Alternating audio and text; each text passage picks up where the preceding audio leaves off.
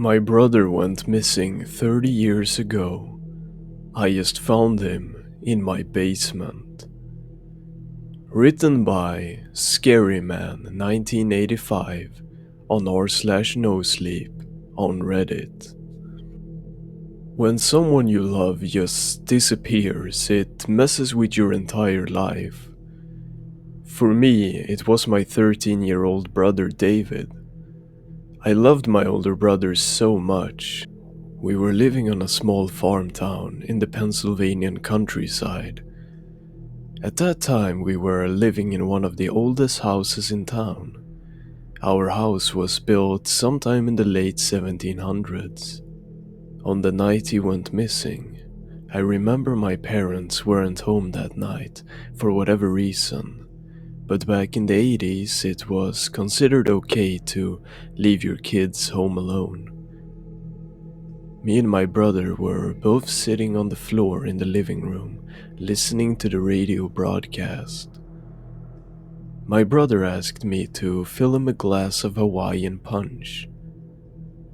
After I went to the kitchen and poured him a glass, he had completely vanished from the living room. I remember that exact moment as clear as day.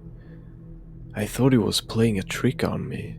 I played along, but when I searched every room in the damn house, not a hair was out of place. He couldn't have gone outside because I was by the front door the whole time, and the windows were sealed shut since the previous owner. The basement door in the living room was wide open. The only place he could have gone. When I left to fill up his drink, it was shut. I was horrified of the basement as a kid because there is no electricity down there and it literally looked like a dungeon. I yelled his name from the top of the stairs countless times, but he never answered. Even though I was 11, that basement still scared me. I remember that night sobbing uncontrollably, and when my parents finally pulled into the driveway the next morning, I was still in tears and told them about David. Mom and Dad checked the whole house. Then I told Dad about how the basement door was wide open, and when he walked down into the basement. I remember sitting on the couch next to the basement door, hoping my dad would walk up with David. But when Dad walked up those stairs, his face had gone completely pale. In his hands were my brother's clothes from the night before. I can't describe how horrified I was. He dropped them onto the ground and walked upstairs to where Mom was. I then got on the ground and crawled toward the clothes. Exactly what my brother was wearing before he disappeared. I sorted through them. Everything he wore that night, shirt, pants, underwear, socks. Everything stripped from him. I could hear my parents' voices from upstairs. My mother then came sprinting down the stairs and got on the phone with the police. My dad ran outside into the field. When the police finally arrived, the entire police team thought he must have gone outside and got lost by the nearby forest, but I knew for a fact that he was in the house. The police officers spent weeks searching in the woods and fields near the house. The police checked the basement, but said there was nothing. They closed the case about half a year later. The entire town assumed it was a kidnapping. I knew it was something to do with that basement, but I could never get myself to go down there. After his disappearance, life continued for our family. We turned David's bedroom into a guest bedroom. I hated how my parents did that. It felt like they were trying to move on. I was unable to. Losing David was a huge damper over my entire family. Something that would hang over our heads our entire lives. Mom's way of coping with the grief was to just erase all memory of him. I hated her guts for that. Every time I looked at that basement door growing up, I could feel something behind it. I remember one day when I was 16, I was putting some DVDs away in the living room. I was sitting a few feet away from that door, and I smelled something familiar. The smell was seeping through the cracks of the door. It was what my brother smelled like. I got up and nearly ripped that door off the hinges. I ran downstairs into the darkness. The entire room smelled like David's old bedroom. It was pitch black, but I knew he was in there. I started screaming his name. I screamed his name for hours until Dad finally came down. Dad couldn't smell it. He thought I was insane. I remember I couldn't talk for weeks after that. Nowadays, the 30-year anniversary of David's disappearance is rolling around. I can say it's been a long 30 years without him. I'm now living alone an hour or so away from my childhood town. I had to get out of there as soon as possible. When I turned 18, I started looking toward apartments in town, and by my 20th birthday, I was out the door. My parents continued to live in that house.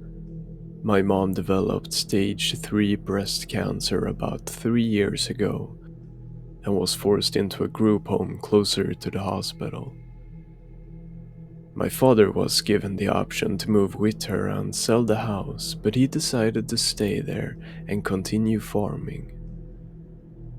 My mother and father had a tough relationship ever since I left the house, so Dad didn't mind the quiet. Later on, my dad fell off a tractor and broke his knee, and is now unable to walk without a cane. He then moved in with my mom, then sold me the land for free and insisted that I move back into that house. I wanted nothing to do with that house. I had to pay taxes for that house on top of my own taxes. I then allowed tenants to move in. They were a young couple, late 20s. Of course, my stubborn old man was angry with me for letting a desperate couple live in the vacant house. They've been living in that house for almost a year now, and they called me up last week complaining about a decaying smell coming from the basement. By that time, I had learned to adapt from David's death. I told them that I would check it out in the morning. That was the biggest mistake of my life. I woke up early the next morning and drove to the house. It felt odd driving back there. Those fields, it felt so familiar. I tried to not think about how scared I was of that basement growing up. Fortunately, my dad finally added electricity down in the basement. I pulled into a driveway. They were both waiting for me outside. They said it smelled like something was rotting down there. I had everything I'd ever needed: asbestos mask, medical gloves, eye protection. I worked as an air duct cleaner a few years ago, so I had some background knowledge. I walked into that house and headed to the basement door. I've never seen what it actually looked like down there until now. I opened the door and could immediately smell it. Something was rotting in there. I turned on the light switch. Ahead of me was an empty room. It was small, looked to be about 15 by 20 feet big. This basement had been haunting me for all these years. Seeing it with the lights on felt off. The walls were stone except for one. One of the walls stood out.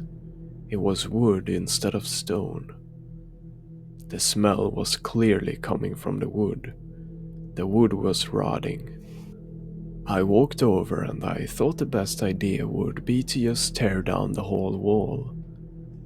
I started tearing pieces of rotten wood off the walls. Light started to seep into the other side. There was a secret room in the basement. I stopped, and in front of me I saw what looked like human flesh. I couldn't describe how horrified I was. I would rather go to hell than relive that terrible moment. I started smashing that wall with all my force and my body until it finally gave in. The creature in front of me, just the sight of it made me want to claw my eyes out. It was in a fetal position. The skin wasn't pale, it was white, and it looked like the flesh had been melted off of its bones. The fingernails and toenails stretched halfway across the room. The worst part was that it wasn't dead, it was breathing. It was alive. "David," I said in a terrified voice. It slowly lifted its head and looked at me. The face looked completely mutilated, but those eyes were my brother's eyes. It tried to speak. It tried with everything in it. That thing was my brother David. I had so many questions. How was he alive? What did he eat? How could he breathe? What the fuck happened? I kept the questions to myself. It was my brother in that basement. This whole time he's been in that fucking basement. I didn't say another word to him. I ran upstairs and out my car. I opened my glove box and grabbed my gun. By the time I got downstairs, David had stood up, dragging his long nails behind him. "Julian," he growled. I then shot him in the head. At the top of the stairs were the tenants questioning the gunshot. They walked down the stairs to investigate. By the time I heard them scream, I was already out the door and backing out the driveway. I didn't shoot David because I was scared of him. I shot him because of how awful the situation was. That was 2 days ago. I've been driving ever since. The only time I stopped was to fill my gas tank. I don't know where the hell I am. Last time I checked, it said I was in Kansas. I don't know what to do. Should I join David in his afterlife, or should I try to move on? The most sickening thing is not knowing what happened. What the fuck happened? I keep asking myself. What the hell happened?